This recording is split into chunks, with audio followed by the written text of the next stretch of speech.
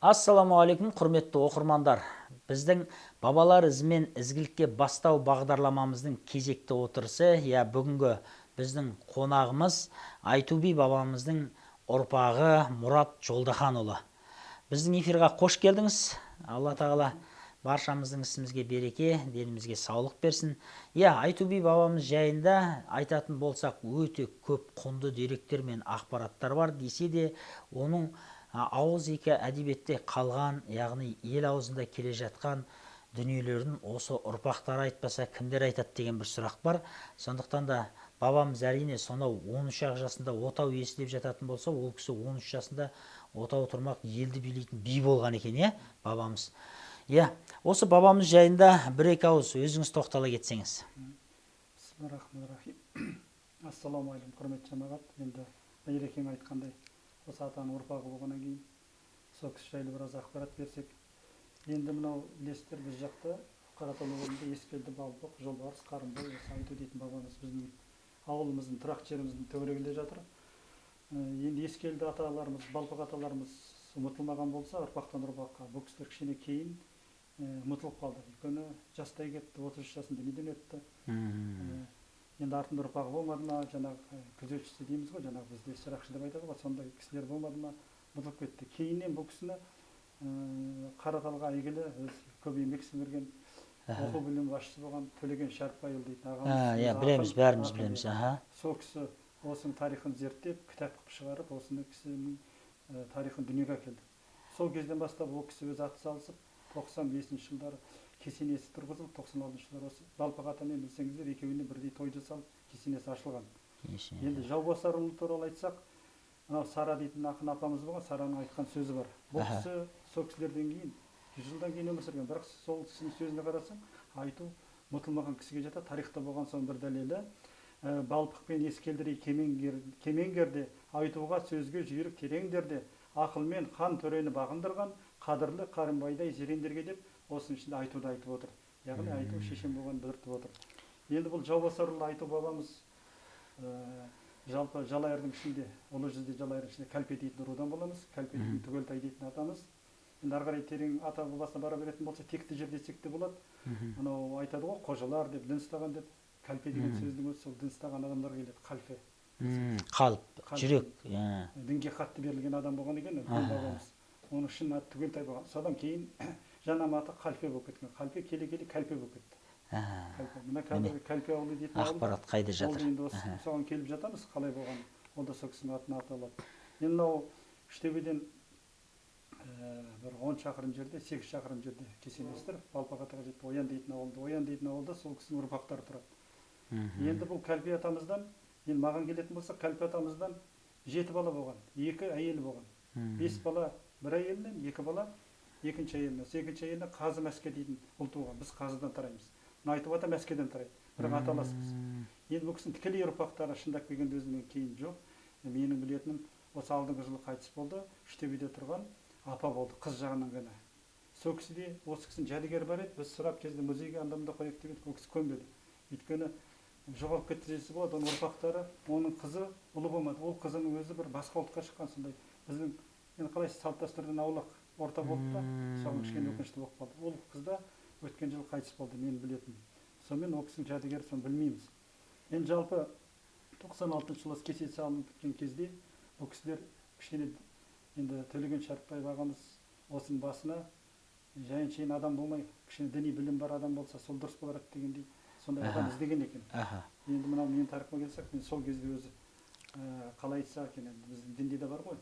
Мына пайғамбарға уахи түссе, адамдарға аян болады. Сол аян арқылы имандылық қылып, дін жолына түсіп кеттім сол кезде аяқ асты. Бірақ сол кісіге барғым келіп тұрды.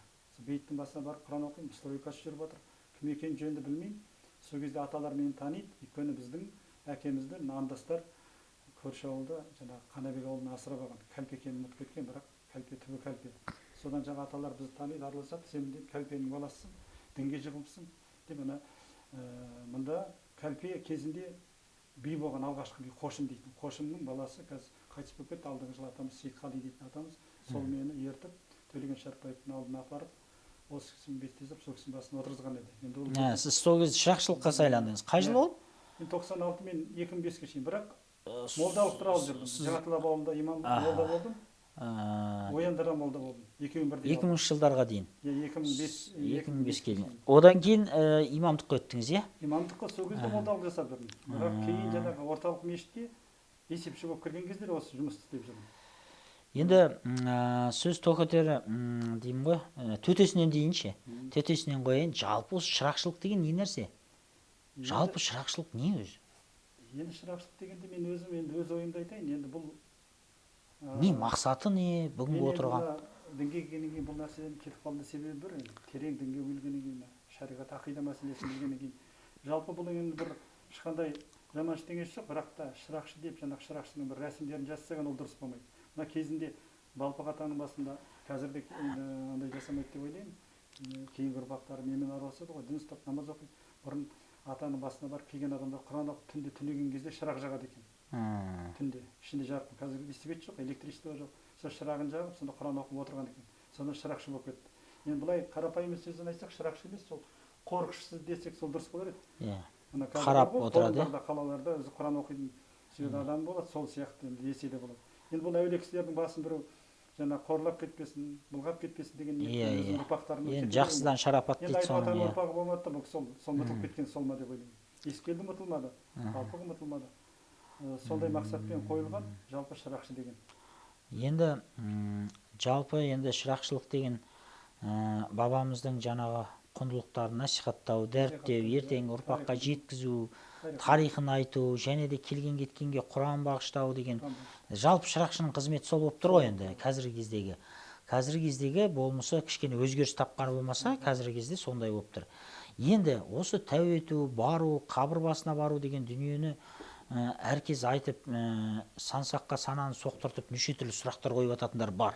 Біреулер болады десе, біреулер болмайды деп жатыр. Енді сіз шырақшылықтан имамдыққа өткен жан ретінде сіз осы нәрсеге қалай қарайсыз? Өзі жалпы былай діни маман ретінде айтыңызшы осы. Енді Алла тағала сансыз шүкірлер болсын, Құдай өзі хидаят беріп, басында осы жолға түскен кезде сол имамдылықты берді деймін. Өйткені ақида мәселесінде мен соның бәрін оқып толғанып, сол жұмысқа жүргенде білдім. Біліп, осы мәселеде келген халық адасып келеді жерде.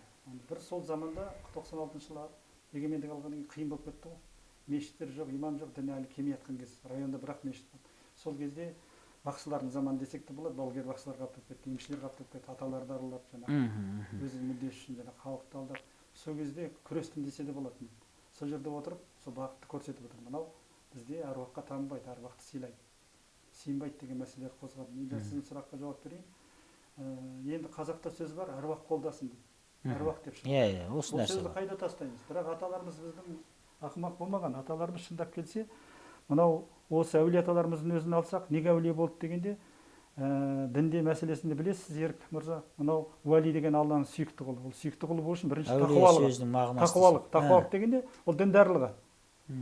Бұл кісілердің шешендігі, жаңағы ел басқарғаны батырлығы бар айтылады да, әлі күнге шейін осы жабық тұр. Тақуалық айтылмайды.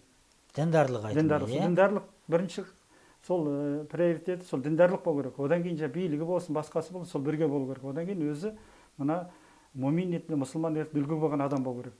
Мына негізі тақуалық. Бұл кісілердің бәрі намаз оқыған. Қажыға барады, қажыға барған.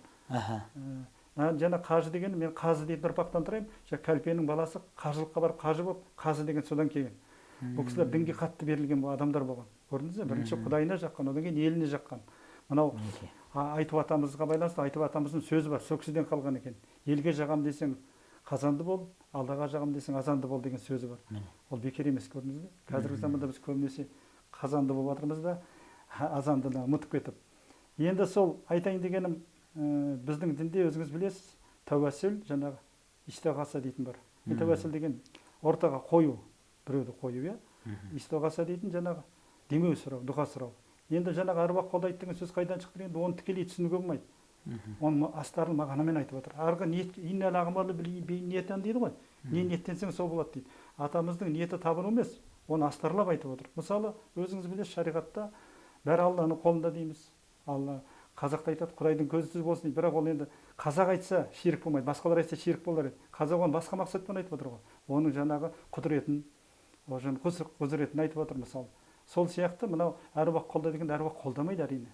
Ол дүниеден өтіп кеткен адам, ол ешқашан да қолдай алмайды. Қалай қолдайды?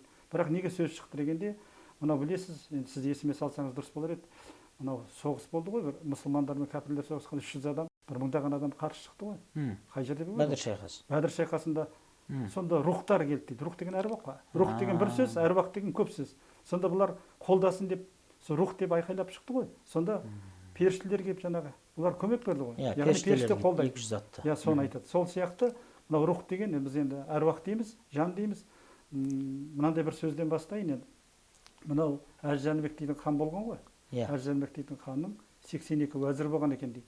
Сол 82 уәзірін шақырып алып, айтыңдаршы, дүниеде не өлмейді деген екен. Сонда тұрып 81 айтып, біреуі жиренше шешен екен, үндемей отыра берді. Сонда аналар не дейді дейсіз ғой? Сонда айтады, дүниеде өлмейді депті, аққан су, асқар тау, аспандағы ай мен күн, әлемдегі қара жер өлмейді депті. Сөйтсе жиренше тұрып, жоқ олай емес. Дүниеде өледі депті, аққан судың өлгені, қыстамыз болып қатқаны, асқар таудың өлгені, қара бұлттың жапқаны, ай мен күннің өлгені, еңкейіп бір батқаны, қара жердің өлгені, үстінде қардың жатқаны, ажал деген атылған оқ, Алланың қақпаны, жақсының аты өлмейді, ғалымның қаты өлмейді деген екен.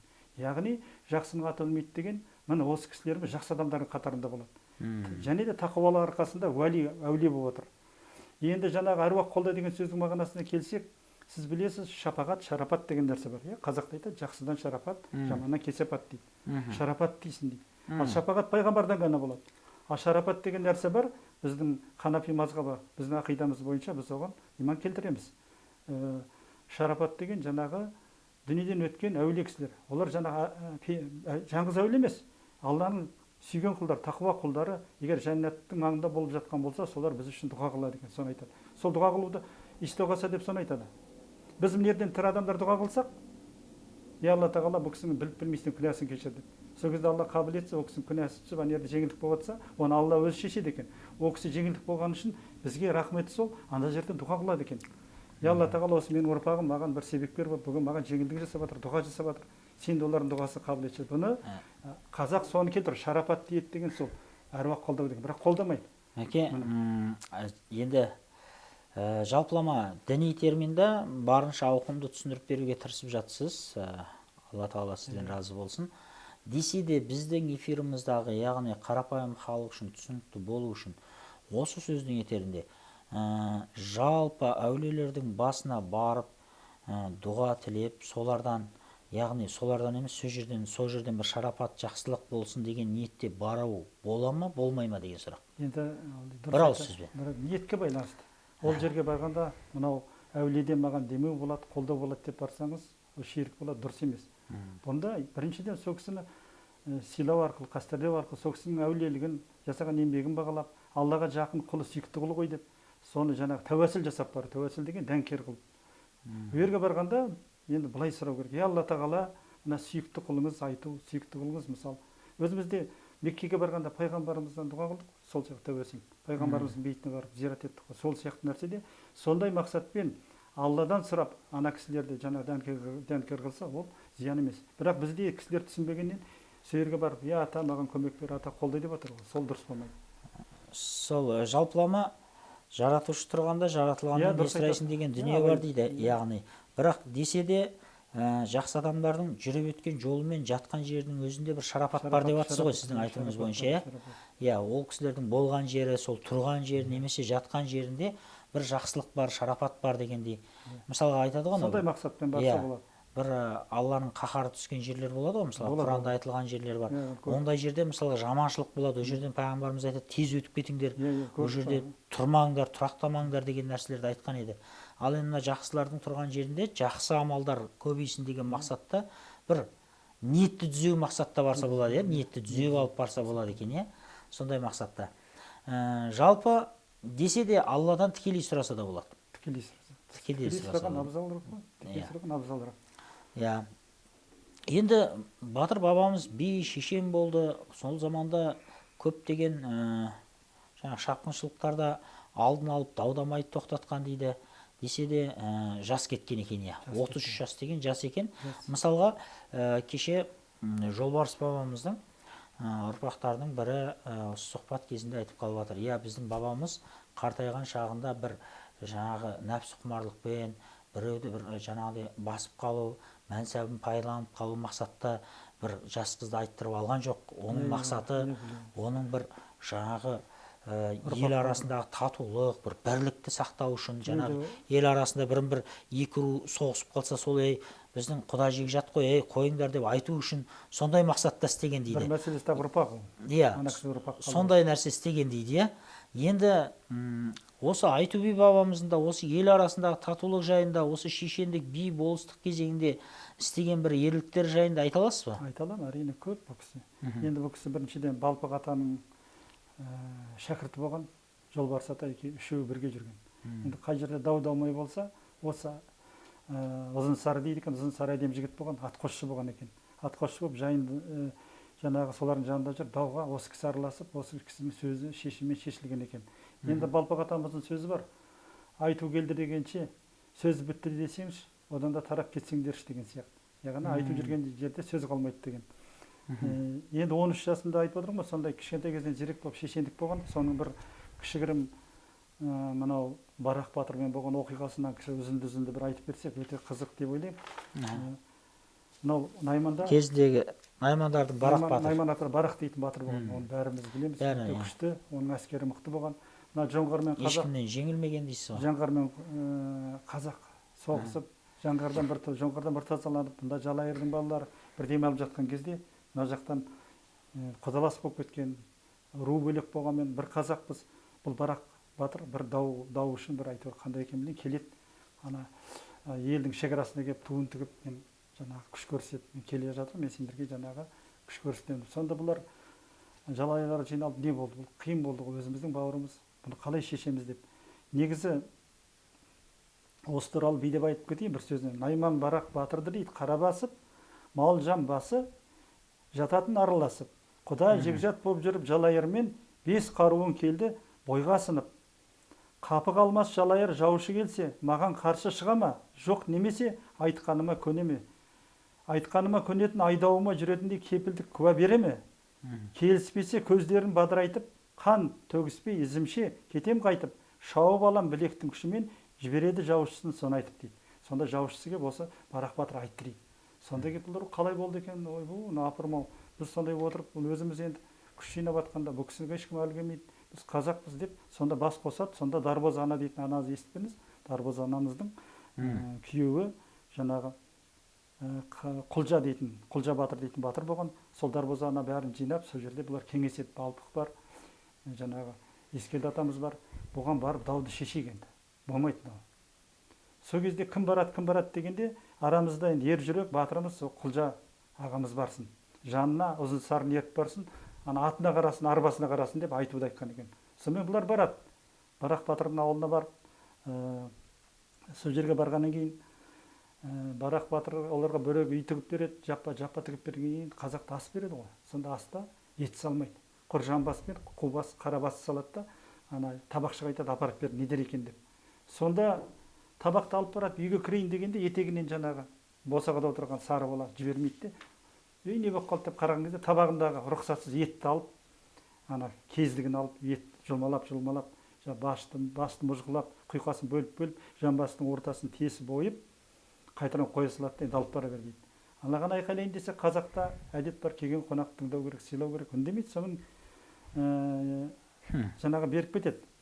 Сосын кейін осы жағдай болғаннан кейін Барақ қайтады, осылай енді бір еттің мұлжасын шығарып, бір жас бала осылай жасады дейді. Сонда Барақ тұрып айтқан екен, оның шешімі былай болды деп. Ортаңды төртке бөліп, теңдігімді дегені алам ойып деген екен.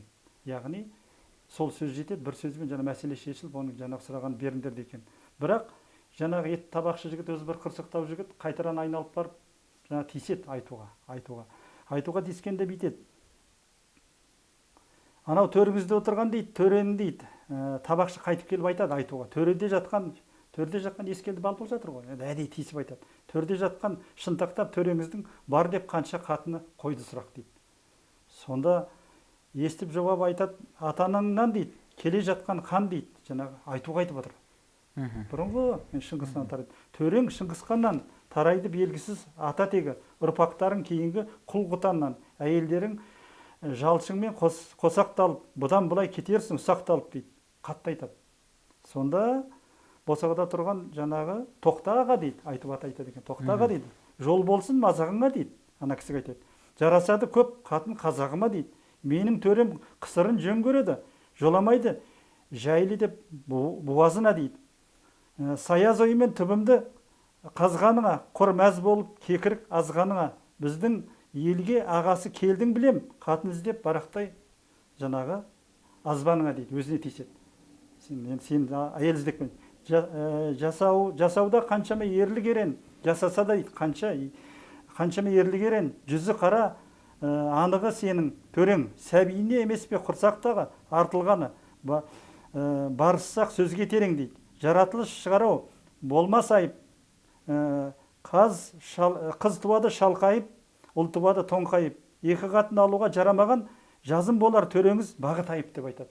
Енді анау тиісіп отыр, қанша қатын алу төрең, сонда айтады, сенің сонда төрең не, қатын қызарма деген сияқты. Бұл жаққа негізгі мақсатың қатын іздеп келдің бе деп. Сонда айтады, 12 ата жалайырың, барақ батыр асаса аузы толмас дейді. Атағы бар 300-ге кеткен тарап, бейбіт күнде асылып қару жарақ, аз ауылдың сыртында ту тіккені. Бұл лайық па атына батыр барақ дейді. Сөйтіп тиіскен екен. Енді сондай батыр болса не болса, өзінің қазағына тиісіп, кішкентай ауыл сонша не көрінді деген ғой. Сонда бұл сөзден жеңіліп, жаңағы бәрі еңбегін бағалап, жаңағы бұл кісіні айтып атаны жаңа бірлікпен, достықпен сұрағанын беріп, бұлар жаңағы тарқаған екен дейді. Сол кезде айтып атаға жаңағы барақ батырдың көзі тиіп кеткен. Ай, көзің құрғыр деп айтқан екен де. Ренжіппен. Содан бұл сүйерден қайтқан кезде дау бітіп, тауық соқыр болып қайтқан екен дейді. Бір вариант. Тауық соқыр дейсіз бе? Енді бір варианты бар тағы. Ол енді ол жаңағы тағы да бір жерде бір кісінің көзі тиіп, жаңағы содан болған дейді. Негізгі осындай варианттар бар. Тарихта сөйтіп қалған. Сөйтіп, осындай шешендігімен, сөздің несімен жаңағы барақты соғыстырмай кері қайтарған екен дейді. Кері қайтарған. Енді мына сіздер мынау Көпірлік дейтін жер бар. Көпірлік енді сіздің ауылыңыз. Көпірлікке бараққанда 75 шақырым жерде, оң жағында қарасаңыз, оң жағында ғой деймін, ұмытпасаңыз. Оң жағында Найман Сүйек деген жер бар. Найман Сүйек дейтін бар. Найман Сүйек деп жатыр. Бұл елдер кейінгі кезде өсек аяң қазақтағы шағыстыру саясаты ма, жалайырлар Найманды қырғандай, Найманды қырған жер емес ол. Сол жаңағы осы Барақ батырмен болған кездегі оқиғалар ғой. Сол кезде Найман ата өз жерінде, жалайыр өз жерінде қалмақты қуып, әбден әлсіреген кезі ғой. Сол кезде жаңағы әскер бірге болады. Әскердің ішінде жалайырда, Найманда, Арғында бәрі бірге болады. Сол кезде жаңағы Қараталдың бойымен Қаңбақ біздің әскерді қуады. Күш жетпейді. Қалмақтар, иә? Құмға қарай. Сосын біздің әскер құм ғой мына жақ. Құмға қарай қашқан кезде жаңағы Шыңғыс ханның әскері айтады, олар шөлеп бәрібір түбі Қараталға келеді, Қараталды жағалап қуа берейік деп. Айтқандай-ақ Қараталдың бір өтетін жеріне келген кезде жаңағы жерде қырғын соғыс болып, бәрін қырып салады. Сол қырып салғанда Шопабай батыр дейтін кісі болған екен, сол жерде Шопабай батыр дейді. Шопабай батыр тірі қалып, сол жерден есінен танып қалады да, оны білмейді өлген. Сол жерде 10 адам тірі қалады, 10 адамды жаңа мойнына кісендеп, жерге отырғызып қойып, мынандай шарт қояды. Біреуін тұрғызады да, мыналарды өлтірсең, сені босатамыз. Ол өлтірмейді, оны өлтіреді, ең соңына келгенде біреу тұрады, жаңағы тұрады да, жанын алып қау үшін жаңаларды өлтіреді біреу. Өлтіреді, қалмақтар кетіп қалады, ананы жібере салады, бұл жаяу келе жатыр. Бұл жаңағы Найман атаның бір баласы болады. Бұл еліне келеді айтады, енді ақталу керек қой. Бізді жалайыр қырып салды осы. Найман Сүйек дейтін жер ғой сол жерде. Сосын жаңағы Барақ батыр осы жерде тағы ашуланып келеді ғой. Келген кезде 2-3 ай өтіп кетеді. Шопабай батырдың аты, бұл жараланған күйінде аттың үстінде есінен танып, аты 50 шақырым жүріп, егін егетін, күріш егетін жерге келеді. Қараталдың бойында бір жер. Күріш егетін жерде егіншілер бұны алып, емдеп, жатқызып, 2-3 ай өткен кезде Барақтың әскері тағы келеді ғой. Сол кезде Шопабай батыр алдынан шығып, ақиқатты айтып, ана кісіні ұстап беріп, жазалаған екен дейді. Міне сондай нәрселер бар. Енді жаңағы сіздің аталарыңыз Арықтыным, Бәйшегір дейсіз, Арықтыным мен Кәлпелер жалпы жақын болған. Арықтыным мен жаңа Кәлпелер бір жерде отырған, жаңағы сол отырған жерде боз бала, жас балалар бір келіспей қалып, төбелесіп қалды ма екен, балалар үшін бұлардың арасында жүкті бар. Сол жүкті болған кезде айтып атамыз жаңағы сол жерге барып, осы мәселені шешкен екен. Сонда айтады айтып бабамыз Арықтындыларға, кейінгі ұрпаққа жаңағы айтады ғой, Арықтыным әліңді біл, Кәлпеде өзіңдей аз ел дейді, қатарыңмен ойна да күл деп, жаңағы сонда сөзбен жеңіп, екі жақ татуласқан екен дейді. Енді мына Кәлпе дейтін ауылына келетін болсақ, әлді Кәлпенің азаматтар кейде ренжіп атады ғой, Кәлпе неғып болды, бұл атам біздің жер емес деп. Бірақ енді сыр бойынан білесіз ғой, тарих білесіз, сыр бойынан Ескелді, Балпық, айтулар өзінің руларын елін мына жаққа қалмақтан босағаннан кейін алып келіп жерді таратты ғой. Сол кезде жаңағы кәлпе дейтін ауылдың тұсын жаңағы күшік аталарымыз аламыз деген кезде айтып атам бұл менің жерім дейді. Қалай сенің жерің, дәлелің бар ма? Сонда жаңағы Ескелді Балпақ атаның алдына келіп дәлелің бар дейді, көрсет дейді. Анау сонда келе көшіп келе жатқан кезде ана күшік тоған дейді, кәлпе тоған дейді, соның бас жағына аттың бас сүйегін көміп кеткен екен дейді. Соны осындай басының сүйегі жатқан жер менікі болады дейді. Жарайды деп барып қараса басының сүйегі жатыр. Содан сол жер кәлпенің жері болған деп кәлпе атанып кеткен дейді. Енді оны бір Алла біледі. Осындай тарихта аңыз бар, иә? Аңыз бар. Енді бұл кісі көзден кетті рас. Тауық соқыр болған. Барақ батырдың көзі тиген дейді. Одан кейін басқа да бір жерге барғанда, дауға барғанда, сол дау шешкенде ана сүйсініп дейді жаңағы. Ол кісіге сүйсініп жаңағы бір үлкен әулие кісінің көзі тиген екен дейді. Жалпы енді қысқаша тарихы осы. Енді осы Төлеген Шарапбаев ағамыз жатқан жері жайлы. Жаны жәннаттан болсын, ол кісі болмағанда бұл кісі енді ұмытылып қалар ма еді. Жалпы білсеңіз, мына Ескелді ата өзінің қорымы орнында жатыр, сүйегі жатыр. Мына енді Балпақ ата, мына Айту ата, Жолбарыс ата дейді, сол маңда жатыр дейді, маңында. Нақты ешкім білмейді. Жақсы. Біздің эфирға келіп сұхбат бергеніңізге көп-көп рахмет. Енді біздің мақсатымыз, біздің эфиріміздің негізгі мақсаты кешегі бабалардың ізімен бүгінгі ұрпақтарды ізгілікке бастау мақсатта құрылған дүние. Кешегі батыр бабаларымыз білектің күшімен, сондай қайрат найзаның ұшымен де, тіпті шешендікпен, шеберлікпен сол елді басқарған еді. Енді бүгінгі заман сондай технологияның заманы, бүгінгі заман сондай бір дамыған өркениеттің, білімнің заманы. Сондықтан жас ұрпаққа білімге сенген заман келгендіктен соларға білім алуға шақырып, осы бір эфирлеріміздің мақсаты осындай бір жақсы ізгілікке бастау болатын.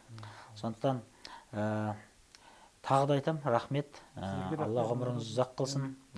Алдыдағы ұрпақтардың алар асуы көп болсын. Сіздер де осы жас ұрпаққа бабаларымызды насихаттай жүріңіздер. Дәстүрлі ислам құндылықтары ол біздердің ата-бабаларымыздан келе жатқан негізгі жолымыз. Оны саралап, зерделеп, халыққа жеткізу әрбір қазақтың дейміз ба, азаматтық борышы деп білеміз. 8-ші ғасырда емес пе біз? Осы исламдың толық қабылдап. Сонау ғасырдан бері келе жатырмыз. 14-ші ғасырда үйсіндер қазақ тайпалардың басын қосып, тайпа ғой, Арғын, Найман деп кетті. Жалайыр соның басын қосып, Өзбектен бөлініп, мемлекет құрды ғой, ислам мемлекеті. Орыстың патшасы келгенше. Содан кейін жаңағы отарлау саясаты болды да, діннен бәрінен айырылып қалдық қой. Енді Аллаға тәубе, ақырын келе жатырмыз ғой. Көш келеді, түзеледі дейді. Осы тарихын білмеген адам болашағы жоқ дейді. Сол енді бүгінгі сіздерге Алла разы болсын. Сол тарихты жастарға түсіндіру мақсат қой негізі. Ол аталарымыз кім болған, оны білмейтіндер де бар, білетіндер де бар. Осылардың жолы. Олардың негізгі мақсаты бірінші ол Аллаға жақын болу ғой, соны ұмытпауымыз керек.